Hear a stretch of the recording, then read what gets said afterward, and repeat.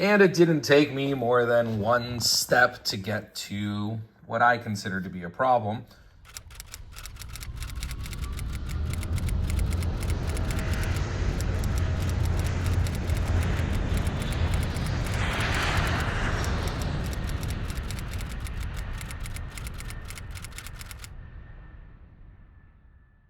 So this is my buddy Tim's F1 rocket, and he's had it for about a year now. He's got a lot of time on it, and I'm going to get up in that one day. But before we do that, he also just bought an RV7 because he has an extra 330. I think it's the 330NG, the new one coming. So he's using these planes to kind of prepare him and get his aerobatic skills back. He's been a pilot for a commercial airline for 20 years or so, but he used to teach aerobatics. And so he's using the rocket and now the 7. He's also renewing the CFII, and so I'll be getting my tail dragger in this 7.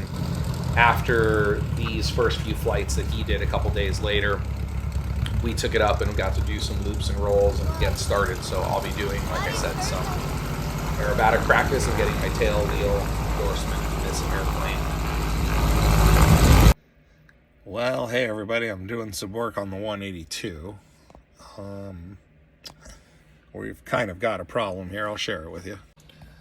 So we've wrapped tape around it, but this is our push to talk switch. Okay. And in an attempt to make a repair of a broken wire, which connects here, when I was trying to strip this wire to get a butt or a solder sleeve or something on there, this wire slipped. Well, let me show you. This wire slipped off the switch. Now we can't figure out how to get access to that switch. So we're going to work on that and let you know what we find. Oh, but I did want to share, look at this rat's nest. Man, they found a place to ground anywhere they could, anything. But this is what I'm hoping to avoid in the tent. There you go.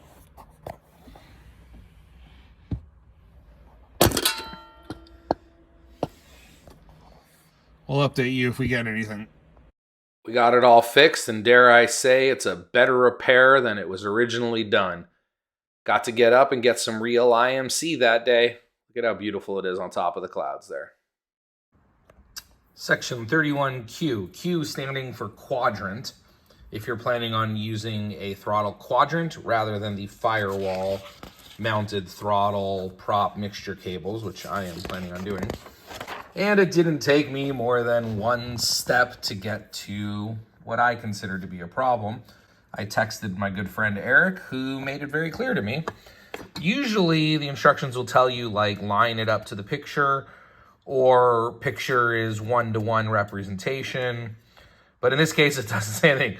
Fabricate the 1004B angle from the 125 by 3/4 by 3/4 as shown. Well, the first dimension, right, 17 and 5/16, that's easy. The hole that's 1/8 inch diameter, 3 inches from this side, that's easy. But this angle doesn't tell you anything about what the dimension is from here to here, or where to do the relief cut or anything. So luckily my buddy Eric told me, just line it up. It's 1-to-1. And so there it is. I lined it up, I marked it, I made the relief cut, and now I'm about to bend it. And there you go.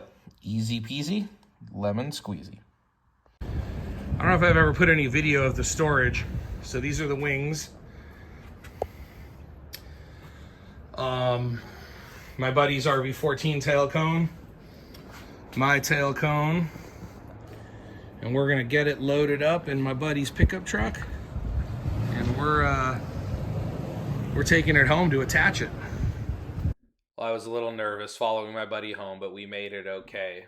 I also got to go fly Randy Van Story's RV10 again with him and make some panel decisions. But one of the really cool things I got to see here is how he has auxiliary power and like a charger set up for his EarthX in the back there, plus those baggage clips that I'll be showing you more about in an upcoming.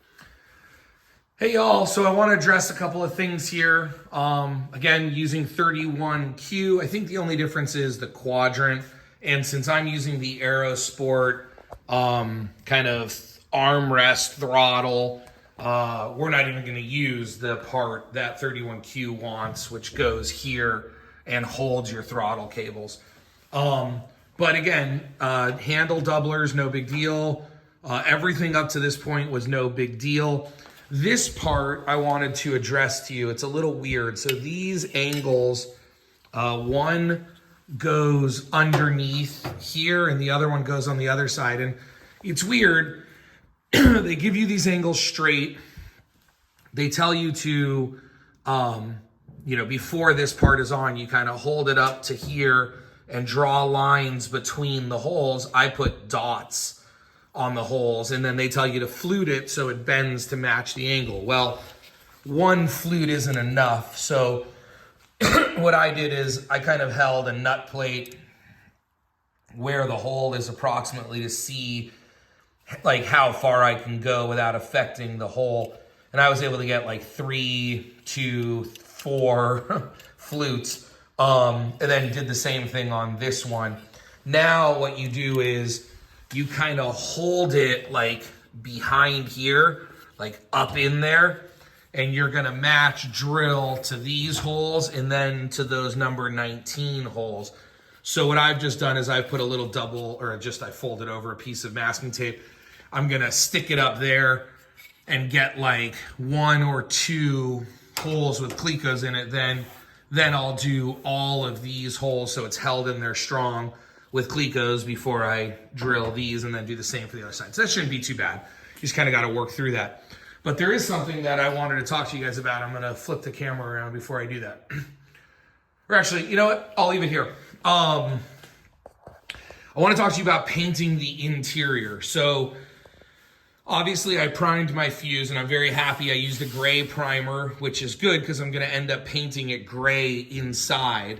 But I'm just going to put a very light coat of paint. I don't know what kind of paint yet, but something that has a little more shine to it, so that way it's easier to clean.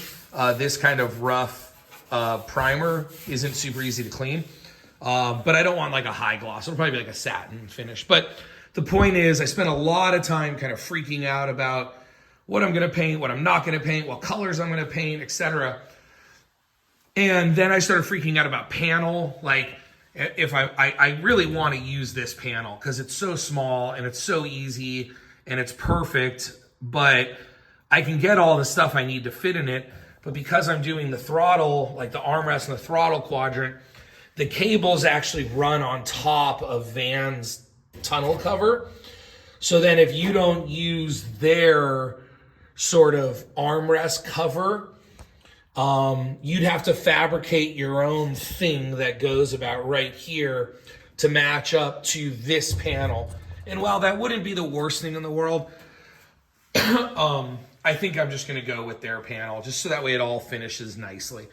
But one of the things is that Aerosport has like plastic side panels. Their panel is carbon fiber. And the armrest is carbon fiber. So what I've decided to do, I've got samples coming from Aerosport. I've been talking to Jeff over there of the plastic they use for the side panels, not the parts that are leather. You pick that, but they have like a light tan and a gunship gray, like almost like that color gray right there. And so what I think I'm going to do is I think I'm going to do the bottom half of the airplane in the gray. Pretty much everything you see here in the gray. So that way when I get like a charcoal colored carpet, whatever side panels will match. I don't want to paint their side panels. A lot of people paint the side panels, and I just don't want to go through the work of prepping the plastic and painting it and then having that paint chip off. So I'm leaving the side panels the color that they come. I'm just deciding which color.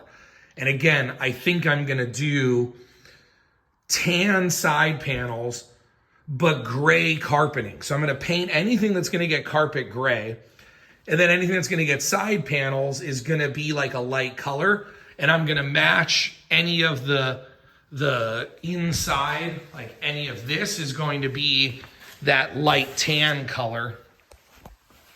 And then I'll have the, what's it called? The overhead thing will also be carbon fiber. So then my seats will be like a tan and a really dark gray. So I like the idea of dark gray at the bottom. So that way, if there's any dirt or my dark carpets and all that, and then as we get higher up in the cabin, more of a tan. My wife isn't here, but I'll show you. We're gonna match kind of the interior of her Ford Explorer, which is the same thing, and we really love that. So as I get further along that, I'll show you. But I guess what I'm trying to say here is I kind of got to this moment of like freaking out of like, oh my God, like I need to get my panel final design so I could work on the substructure. And here's the thing, like after talking to Jeff and after kind of working through it all and freaking out about what I paint and what I don't paint, you just kind of figure it out. Do your research, talk to some people, go look at some other finished airplanes if you can, call up people in the Facebook group like I did, have them send you some pictures, look at other people's blogs, and you'll figure it out. So I guess like, don't freak out. Pretty much what I'm gonna do is I'm gonna paint, I'm not gonna worry about masking stuff off. If overspray gets anywhere, so be it. But I mean, basically we're looking at like painting there, painting here, not worried about the floors because they're gonna get covers and I'll paint those outside of the airplane. No need to paint anything in here because the seat's going over that. Obviously gonna remove all this and paint up here. The only thing I'm probably gonna mask off will be the firewall because I wanna paint all of those aluminum pieces, but I don't wanna paint the stainless firewall.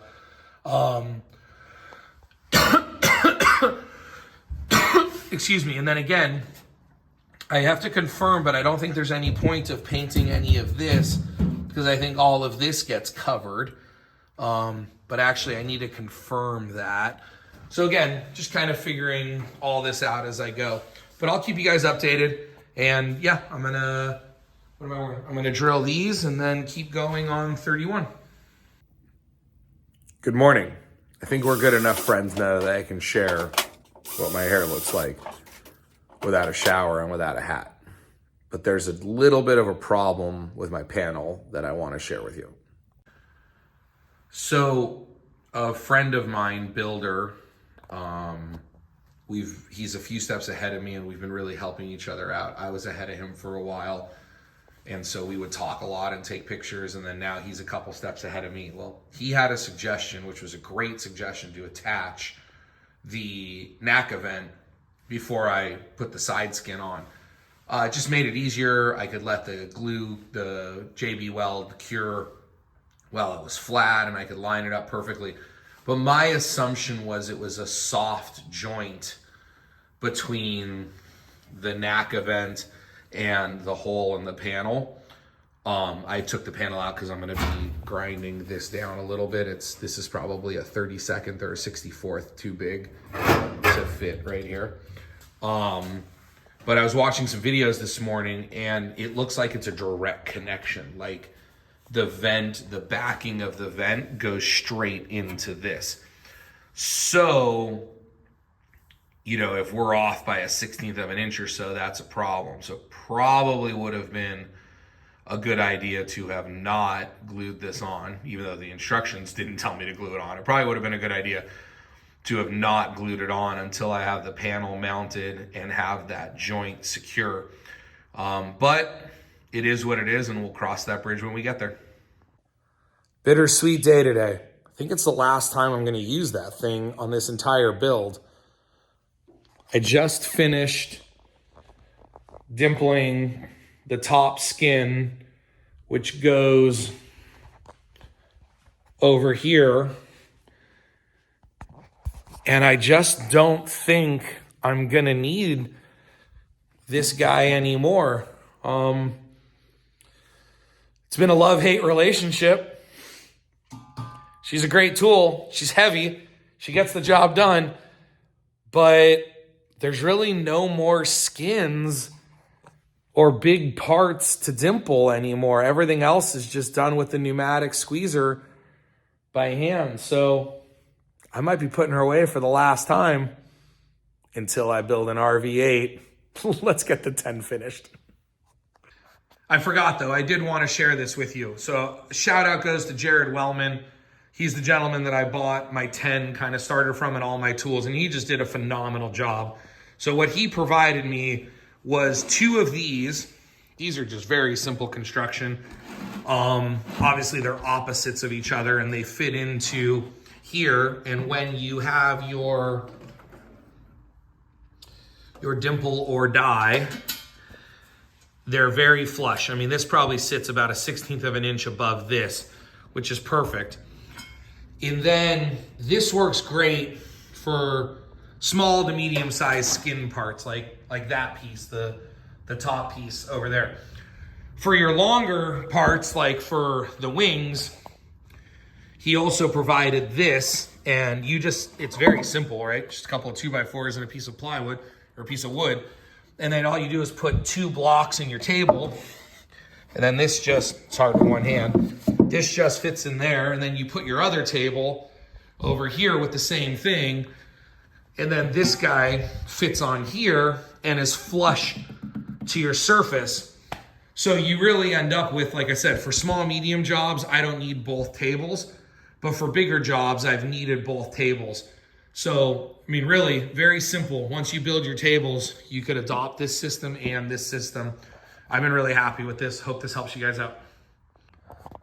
So I just finished riveting this up, this kind of forward fuselage substructure after priming.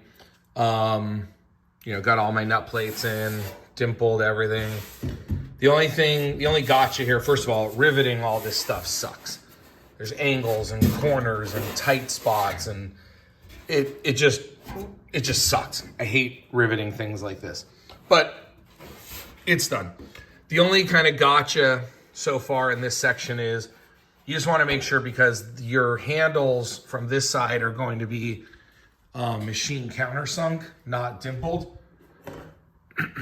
See, like this. And so then the substructure is not dimpled. So it's easy to mark these holes and make sure you don't dimple them. But what you definitely want to do is also mark, I don't have it on the top side, but like you don't dimple this hole, the furthest in these triangles, you don't dimple because it's going through the doubler. And then on these pieces here, right, like you don't dimple those two because it's also going to go under the doubler. And then on these angles, same thing. You don't dimple those 2 holes because it's going to go like that under the doubler. So that's kind of the only gotcha there. And then there are some funky instructions about, there's like 12 different rows that you rivet, and it's very specific about which ones to rivet first. I'm not sure why, but I'm sure there's a reason. I'm just kind of Clecoing it all up right now, and then I'll start riveting it this weekend. Okay, so ready to start riveting this now. I got it all Clecoed up. It's upside down. I decided to put the temporary panel in, or the panel that fans comes with, but put it in temporarily. The number 30 size 1/8 inch Clecos fit pretty well into number 8 nut plates. So that just helps me just set the shape. And then I was gonna build this whole jig with like aluminum stock and wood, angle stock and wood. And then I just thought, just put these lightweight ratchets. They're not even really ratchet straps, so I can't really over tighten it. You kind of have to pull on these things, but they're just cheapy Harbor Freight little, whatever you want to call them. So those are just kind of helping it set shape while I rivet it all together, because it kind of wants to bow out a little bit. But obviously once it all gets set on here and gets riveted in here, it'll be fine. But I've test fitted it all. I trimmed the top skin. I needed to take quite a bit off. I mean, when I say quite a bit, I mean 64ths of an inch, you know, a few hundredths. But there were points where it just kind of would overlap and didn't fit in there. So I got it all set up on, or sanded down, not sanded down, whatever, it's late. So that way it all fits smoothly here. It's all been test fitted. And now, like I said, start riveting and I'll let you know how that goes. So just riveting away here, everything's going really well. Rivets look great, following the curves.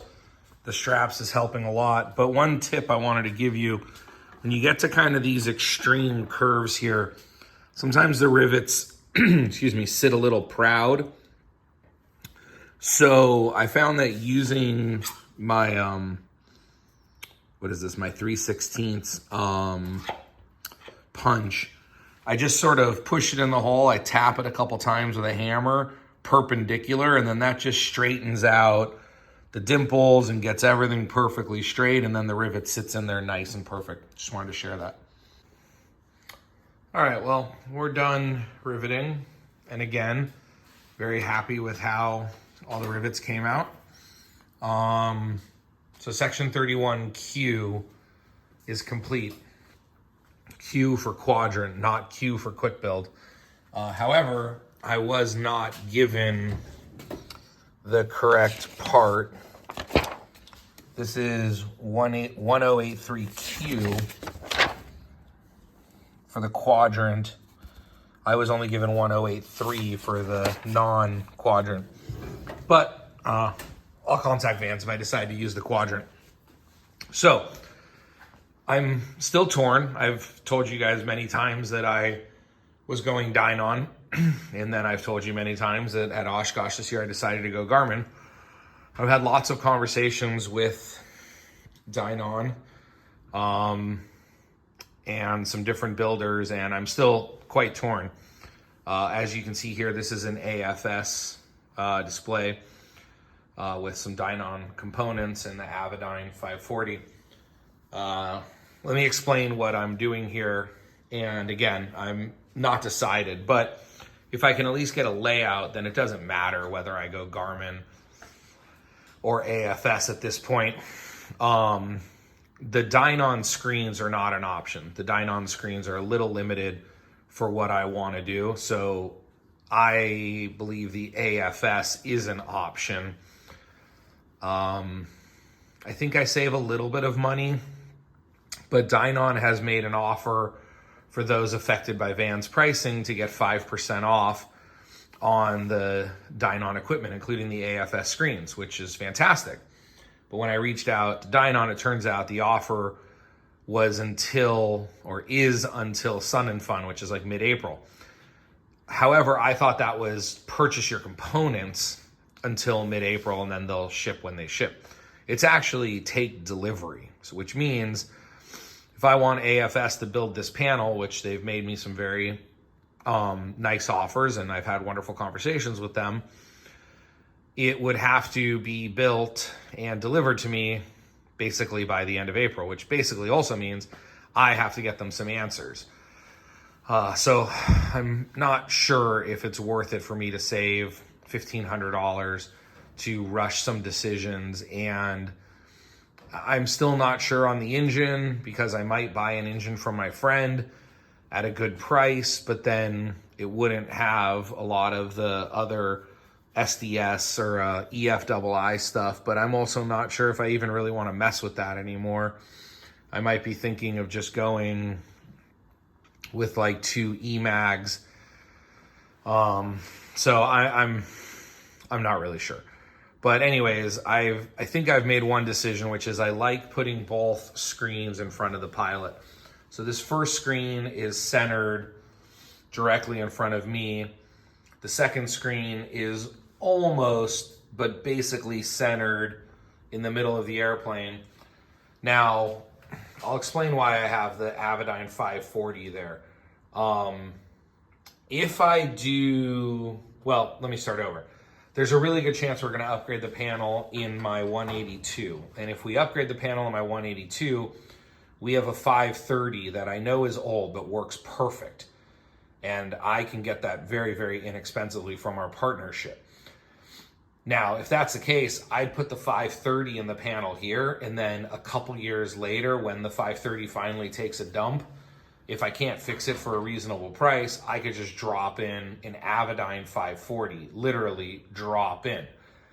Now, if I'm not able to get the 530, then I wouldn't be going with such a big screen. It's unnecessary. And if I go with a smaller screen, like either a 650 or the 440, I'd probably put it down here on the throttle quadrant or somewhere on the panel, because then that's really easy to just turn your head down, make some adjustments, and come back up. A little easier than going there. But the reality is you really only need your navigator a couple of times in your flight. Pre-flight when you set your flight plan, and then loading approaches and such. Obviously, if you have to make any major changes to your flight plan, you have to make it there and then push it here. So yes, it's a little bit out of the way, but I feel like for 90% of my flight, I'd rather have my screen, my situational awareness, all my gauges, all my buttons and everything in front of me, and then just have to reach over there a couple of times in the flight when I need it. Because all of my radio is controlled on here, so I really don't even need the radio on there. The only reason I'm putting an I don't want to say intercom, but an audio panel head, because you can do the audio panel 100% remote, is I do think it'll be nice for my co-pilot to be able to more easily connect Bluetooth, connect their phone, isolate things, and maybe control that without having to futz with my important stuff here. And then the Garmin goes over there. Now, again, from an emergency standpoint, the Garmin's probably better off over here. A lot of my push to start buttons and my EMAG lane switches are gonna go here. The reason I put the Garmin there is, look, one, it is a backup to a backup to a backup to a backup. So, you know, the chances of ever needing it are slim. If you do need it, yes, I will admit it's very inconvenient over there. I will also have my iPad. But the point is also having that over there allows a co-pilot or my son to have an EFIS, a wings level EFIS directly in front of them. So I think the chances of having a full ship failure with independent systems is so small. And if it were to happen, we might be in a worse situation, like a fire. But again, I'm comfortable with that. It's really this that I'm a little concerned about, just having to reach over. But I don't think that's all that terrible. The big decision I need to make, and I'll put a picture up here of it, is do I want to do the Aerosport armrest style quadrant, or do I want to do more of the panel mounted quadrant? I'm pretty sure I don't want the old school, 3 knobs. But I tell you what, I really like the South Florida Sport center console because of the cup holders. I know that sounds stupid, but the cup holders are really important. I always fly with a bottle of water.